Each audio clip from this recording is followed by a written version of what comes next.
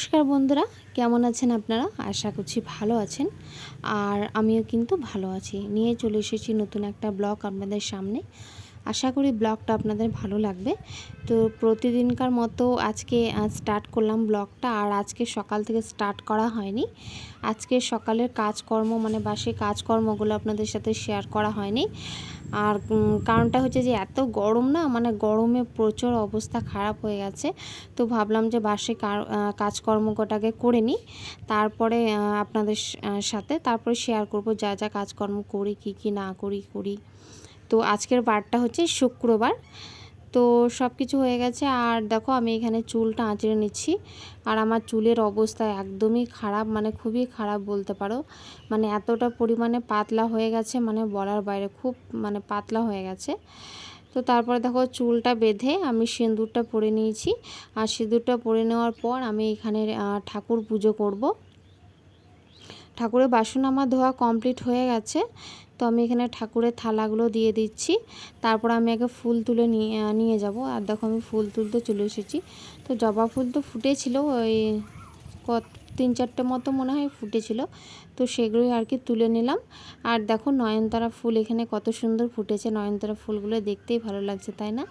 এই যে সবুজ সবুজ গাছে এই যে নয়নতারা ফুলগুলো সাদা সাদা, মানে সবুজ আর সাদাটা মানে কি বলো তো, সাদাটা হচ্ছে বেশি ফোটে যে কোনো জিনিসে। তো ফুলগুলো আমার তুলে নিয়ে চলে এসেছি, আমি তুলে নিয়ে তারপর হচ্ছে যে এখানে আমার ভোলেনাথকে পুজো দিয়ে দিচ্ছি। আর দেখো ফুলগুলোতে একটুকু আমি জল দিয়ে দিলাম। তারপরে এই যে ফুলগুলো সব এক এক করে আমার ঠাকুরগুলোকে দিয়ে দেব। এটা আমার ডেলি রুটিনের মধ্যেই পড়ে ঠাকুর পুজোটা দেওয়া। কেননা আমি বার্ষিক কাজকর্ম করার পর মনে হবে স্নানটা করে আমি পুজোটাকে কমপ্লিট করে নিই, তাহলে নিশ্চিন্তে থাকবো। নমস্কার বন্ধুরা, নতুন একটা ভিডিওতে আপনাদেরকে অনেক অনেক স্বাগত। আশা করছি আপনারা ভালো আছেন, আর আমিও কিন্তু ভালো আছি। আর এই গরমের মধ্যে যা নাজেহাল অবস্থা সবারই, আমার তো একবারই, মানে আমার কি সবারই। আর আমি দেখো কতটা পরিমাণে ঘেমে গেছি। আর এখন আমার পুজো আরও করা হয়ে গেছে। তো তারপর আমি এখানে ভাত বসিয়ে দিয়েছিলাম।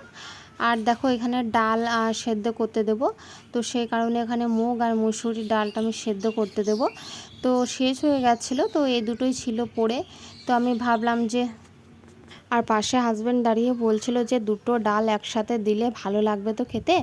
তো আমি বললাম যে হ্যাঁ ভালো লাগবে, কোনো অসুবিধা নেই, এরকম করেও ডাল করা যায়। আর আমি এর আগে অনেকবারও করেছি। যখনই কোনো দেখি ডাল একটা কম আছে, তো এভাবে মুগ আর মুসুরির ডাল আমি মিক্স করে দিয়ে দিই। আর দেখো আমি গরমে কতটা পরিমাণে ঘেমে গেছি, এতটাই গরম লাগে রান্নাঘরে, মানে বলার বাইরে। তো চলো এবার গ্যাসটা জ্বালিয়ে ডালটা বসিয়ে দিই।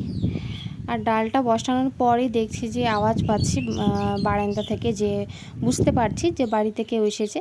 তারপরে গিয়ে দেখি যেখানে মামা এসেছে আর মামার ছেলে এসেছে। তো তারাই এসে তো তাদেরকে জল দেওয়া হলো, শরবত করে দেওয়া হলো। তো এখানে দেখো মামা মোদের সামনে কিন্তু সাইকেল চালাচ্ছে। আর ওরা একটা কাজে এসেছিল, দরকারি কাজে। তো সে কারণে এখানে দেখা করতে এসেছে। তারপরে বললাম ওদেরকে যে দুপুরে খেয়ে দিয়ে যাবে, কিন্তু ওরা বললো যে না আর খাবো না। তো তারপর ওরা চলে গেছিলো। আর এখানে আমি রান্নাবান্না, আমার কিন্তু ডাল কিন্তু সেদ্ধ হয়ে গেছে, আর আমটাও সেদ্ধ করে নিয়েছি। তো চলো এবার মামামের ডালটা তুলে নিই। আর হ্যাঁ, আর একটা কথা বলি, মামামের কিন্তু একটু শরীরটা খারাপ, মামামের অম্ল গ্যাস হয়ে গেছে। তো মামামকে তো টক ডাল একদম তো দেওয়া যাবে না। তো মামামের জন্য সেদ্ধ ডাল আমি তুলে নিচ্ছি, এটা দিয়েই খাওয়াবো। রান্নাবান্না থেকে কমপ্লিট হয়ে গেছে। আর আমি এখনই তো ছাদে এসেছি।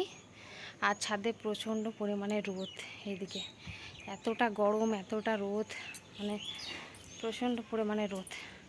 তো হচ্ছে এখন আমি কাপড়গুলো তুলে নেব। আর বেশি কিছু তরকারি করিনি, আলু পোস্ত, আম ডাল, করলা ভাজা আর আলু সানা, বাস, আর কিছুই করিনি। তো কাপড়গুলো তুলে নিই, তারপর মামামকে স্নান আরও করাতে হবে। আর মামামের শরীরটা কাল থেকে খারাপ ছিল। আসলে ও কালকে বমি করেছিল মামাম। তো মামামকে ওষুধ দেওয়া হয়েছে। আর সেরকমও কিছু খাচ্ছে না পেটে। মামাম শুধু বলছে যে পেটে বাসছে, তারপর গাটা যেন বমি বমি করছে, ও নিজেই বলছে। তো সেরকম আজকে কিছু ওকে খাবার আমি ওকে দিইনি। তো মামামের জন্য আম ডাল তো করিনি, মানে ডাল সেদ্ধটা তুলে রেখেছি আর কি।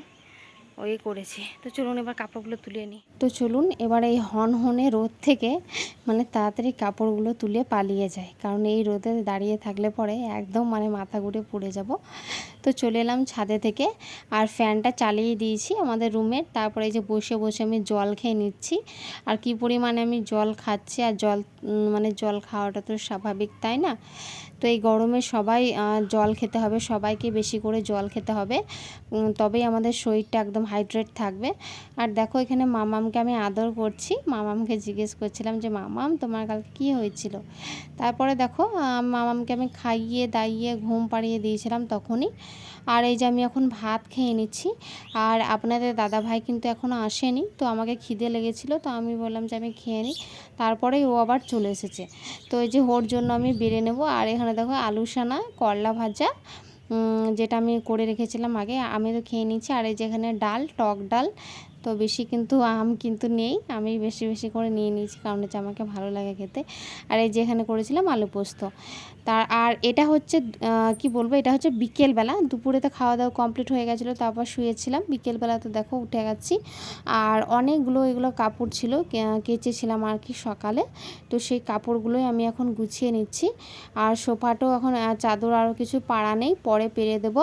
কারণ হচ্ছে যে চাদরটা প্রচণ্ড পরিমাণে নোংরা হয়ে গেছিলো, তো সেই কারণে আর কিন্তু পারিনি। তো এগুলো গুটিয়ে নিই। আর দেখো এখানে মামাম কিন্তু শুয়ে আছে। মামামের যে বললাম শরীরটা একটু খারাপ, তো সেই কারণে মামাম আর কি শুয়ে আছে। তো মামামকে আমি হাত বুলিয়ে দিচ্ছি মাথাতে। আমি বললাম যে সোনা বাবা তুমি একটুকু বসো। তো শরীর খারাপ তো কী হয়েছে, তাও দেখো ওর মুখে কিন্তু হাসি কিন্তু লেগেই আছে। আমি এখানে জিজ্ঞেস করছিলাম যে মামাম তোমার কি হয়েছে। তো মামাম দেখো কি করছে, দেখো মুখটা কেমন যেন করছে। ও যতই যা হয়ে যাক কিন্তু মুখে একটুকু হাসি ওর কিন্তু লেগেই থাকে। এটাতেই মানে আমাকে খুব ভালো লাগে যে মামাম এত মানে যে কোনো কষ্ট হোক শরীরে কিংবা কিন্তু ও মানে কাঁদে না, মানে চট করে করে না, মানে ও হাসি খুশি থাকতেই পছন্দ করে। আর এই যে আপনার দাদাভাই এই যে বারান্দাটা একটুকু ধুয়ে দিল। তারপর সন্ধ্যা হয়ে গেছিলো দেখো। আর সন্ধ্যাবেলায় আমি রান্নাঘরে চলে এসেছি। যে বিকেলে আমি জলগুলো ভরেছিলাম সেগুলো ফ্রিজে এখন রাখতে হবে।